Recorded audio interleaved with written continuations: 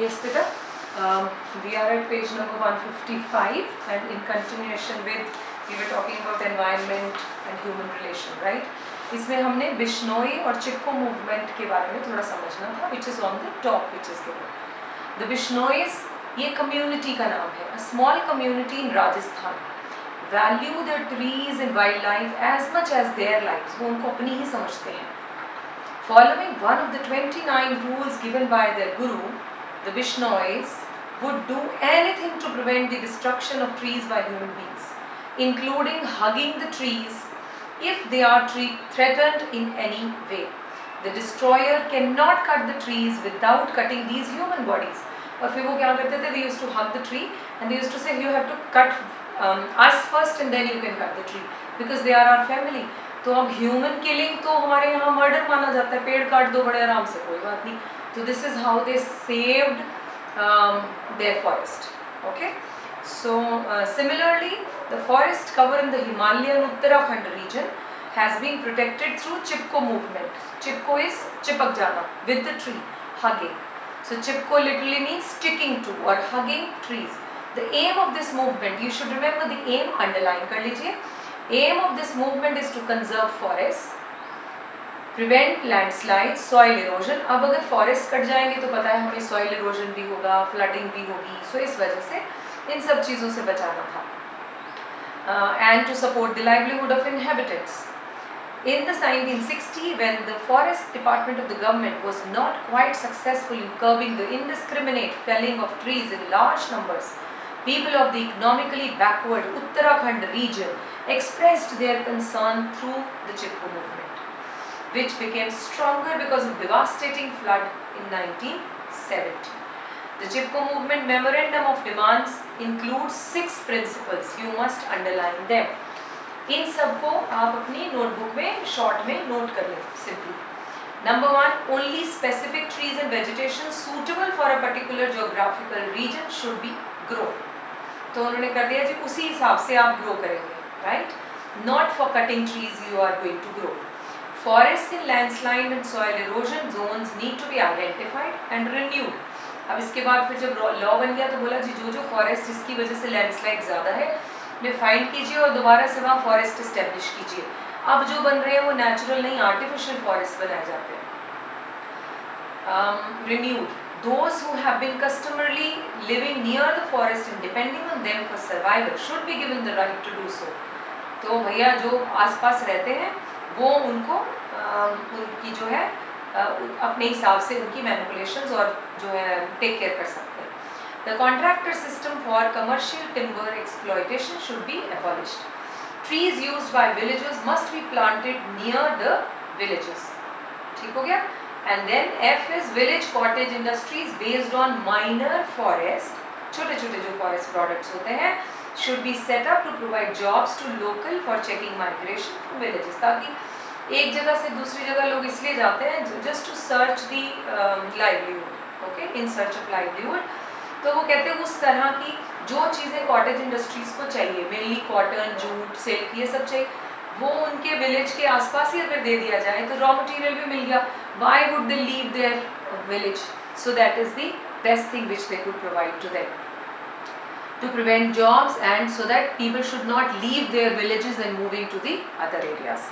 This movement has been recognized by environmentalists in India and abroad as well as by the government. बहुत ज़्यादा recognition मिला और इस चीज़ को बहुत जगह पर अडॉप्ट भी किया गया. एक एपिको मूवमेंट भी है, वो आपके सिलेबस में इसमें नहीं है, इकोनॉमिक्स वाले स्टूडेंट्स को है. राइट, अब आ गए environmental effects on human behaviour. तो क्वेश्चन क्या बनेगा? What are the effects, environmental effects on human behaviour. ठीक हो गया? राइट, अब हम इसको लेते हैं. The human environment relationship can be appreciated fully by understanding that two influence each other. They both influence each other and depend on each other. तभी हम कहते हैं dependable है, independent नहीं है. So they are interdependent. When we focus our attention on the effects of the natural environment on human beings, we find a variety of environmental influences ranging from physical effects such as change in clothing in response to climate change, to severe psychological effects. एक तो हमारा किस पे effect आएगा बेटा, change in clothing, इसको हम physical effect which is appearance can be seen. जैसे जैसे समर्स बढ़ती जाती हैं तो हमारे कपड़े भी थोड़े शॉर्ट होते हैं, निकर्स में आ गए, और मे बी वी वेयर बर्मुडाज और मे बी कट स्लीव्स, और जैसे जैसे विंटर है सो ऊपर से एक लेयर्स पे लेयर्स पहन रहे होते हैं। So according to the climate physical changes can also be observed. And then the psychological effects भी, effects such as depression after a natural disaster. Some of the effects pointed out by psychologists are described below. Number 1, environmental influence on perceptions पर कैसे effect पड़ेगा। Some aspects of the environment influence human perception. ये point आप पूरा लिखेंगे। ऊपर वाले में से आप सिर्फ important lines को choose करेंगे, जैसे कि वो 2 की बात कर रहा है कि 2 तरह की effect हैं। This means this particular physical change में ये, और psychological effect, इतना देने के बाद नीचे सीधा आ जाइए perception पर। Example, as you have studied in class 11, a tribal society of Africa lives in circular hut. They live in circular huts. Okay, that is in houses without angular walls. Do you know the reason? These people are so, I would say, हम तो educated ही हैं, but हमें basic senses की बहुत कमी है हम लोगों में। हम ना, जैसे बहुत बार मैं बोलती हूँ, हमारी society we are illiterate with education, we still illiterate. People are illiterate तभी तो उनको डंडे मार मार कर अंदर भेजा जाता है, भैया तुम बाहर क्यों निकल रहे हो, तुम अपनी फैमिली को परेशान कर रहे हो। इलिटरेट है ना, हम कॉन्शियस नहीं है चीज़ों को लेकर। उनका रीजन सुनिए, दे show less error in geometric illusion than people from cities who lives in houses with angular walls. आपको पता है सर्कल टेक्स लेसर एरिया, तो वो डिस्ट्रॉय नहीं करना चाहते फॉरेस्ट को, इसलिए सर्कुलर हट्स बनाते हैं ऐसे गोल, क्योंकि अगर वो एंगल स्क्वायर लोगे तो स्क्वायर ज़्यादा एरिया लेगा, रेक्टेंगल लोगे तो और ज़्यादा एरिया लेगा। तो इस वजह से वो कहते हैं हम अपने सराउंडिंग्स को हार्म किए बिना इसमें रहना चाहते हैं। हम कहते हम अपनी सराउंडिंग्स को डिस्ट्रॉय करके ही इधर रहेंगे। That's the difference. इतना सोच हमसे बहुत आगे की सोच है उनकी, बहुत बड़ी, हमारी सोच बहुत छोटी। काट दो पेड़, कोई प्लॉट जब भी घर बनने लगा हो, कोई एक पेड़ चाहे वो डिस्टर्ब भी नहीं कर रहा, सबसे पहला काम क्या है, cut that, cut it down. So we are not conscious about this, perceptions are very poor. But चलो हम ये कह रहे हैं जी एंगुलर बॉल्स नहीं बनाते क्योंकि ज्योमेट्रिक इल्यूजन की वजह से, जिसे ये मलर्ड लेयर इल्यूजन कहते हैं, layer illusion. Okay, environmental influence on emotions, क्या फ़र्क पड़ता है। Environment effects are emotion reactions as well. Watching nature in any form, हम जब बहुत स्ट्रेस आउट हो जाते थे लास्ट ईयर तक, इस बार तो स्ट्रेस आउट क्या, तो मस्ती में चल रहा है वहाँ, जब तक लास्ट ईयर तक स्ट्रेस आउट होते थे, वी यूज्ड टू से यार let's go to some hill station to relax. What is there in hill station to relax? The ambience, the nature, ना, hills, trees, waterfall, this gives you relaxation. You just dip your feet in the water and just sit, relax calmly. ये कितना अच्छा रहता है। It means हमारे moods को भी environment अच्छा।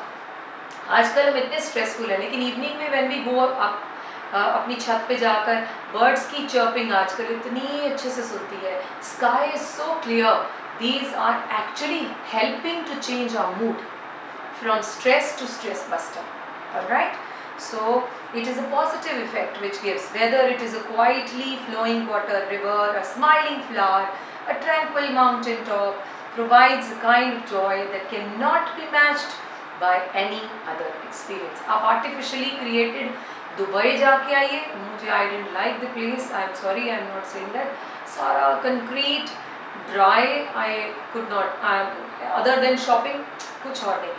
You go to just go to Himalayas, और हमारे यहाँ हिमाचल में चले जाइए, यहाँ, so you will find that there is an absolute change in the mood. Okay, so natural disasters आ जाए, flood आ गया, drought, landslide, कहीं भी earthquake, this disturbs us, है ना। so ये negative हमें influence करता है। so उसके ऊपर लिख लीजिए, ऊपर वाले में लिखिए positive influence, नीचे लिखे negative influence। तो इसके अंदर 2 heading बनाओ nicely, फिर इनकी explanation लिखो। So under the ocean can affect people's emotion to such an extent that they experience deep depression and sorrow. a sense of complete helplessness and lack of control over their lives.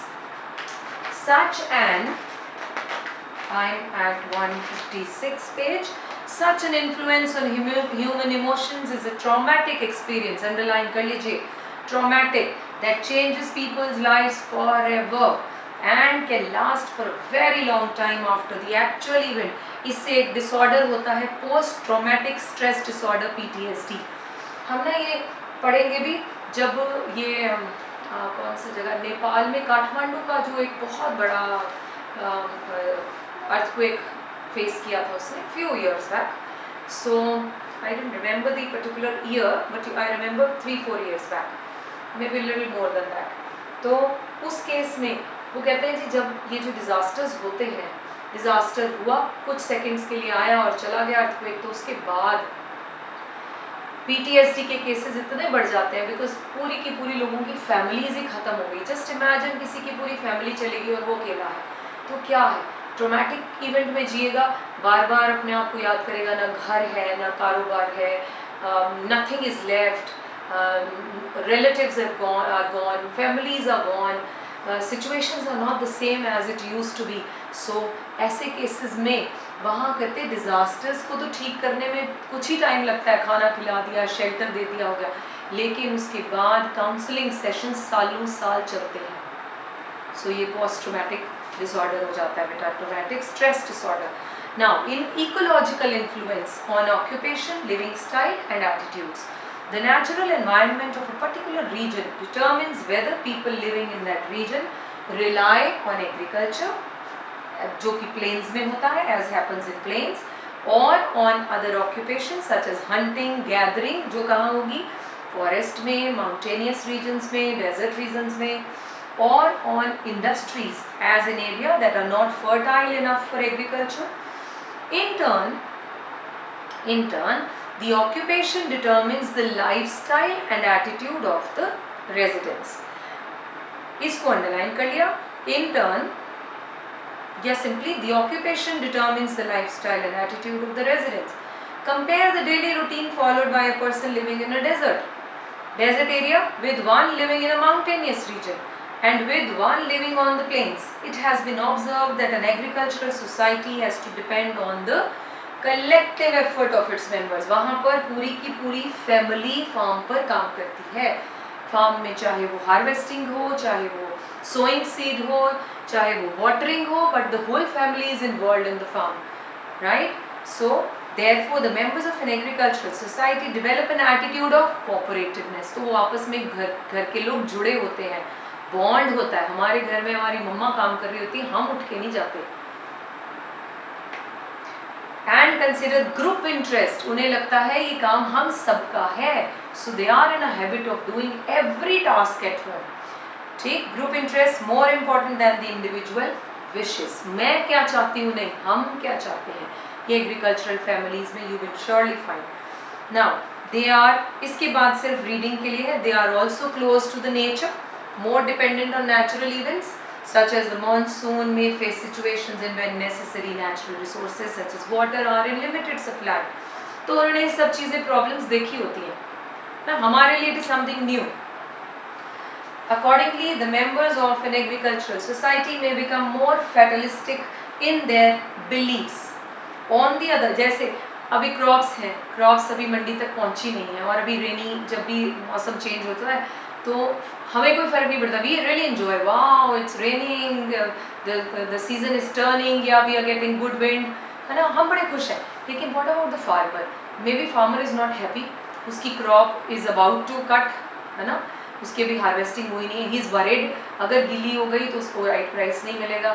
So it means they are more close to nature. And sometimes when they are in a need of rain और rain happens, हमें नहीं इतनी खुशी होती, हमें सिर्फ अपनी coffee पियेंगे, बैठकर पकौड़े खाएंगे, बस इतना ही होता है रेन का.